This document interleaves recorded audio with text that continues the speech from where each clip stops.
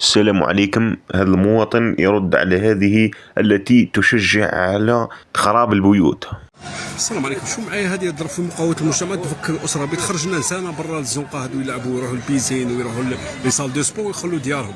هذيكو كاتاستروف هذه يديروها في التيلي، ماشي نورمال هذا. لازم المراه الجزائريه ما تضحيش، باسكو حنا نساء بمعنى عام مضحيات. تقول لك انا نضحي على جال ولادي يجوا من القرايه يسيبوني في الدار، على جال راجلي يجي من الخدمه عيان.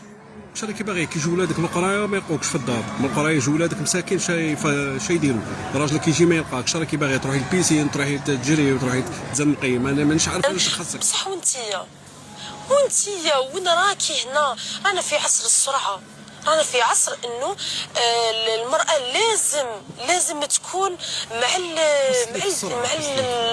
مع العصر تاعنا. لو كانت ديجا دوكا باش يجوا لسال دو سبور لازمها دي كابسول، لازمها شفرتي عباك تجي لك شغل حل سال دو سبور، سال دي فات. ربي شو ولا هذا.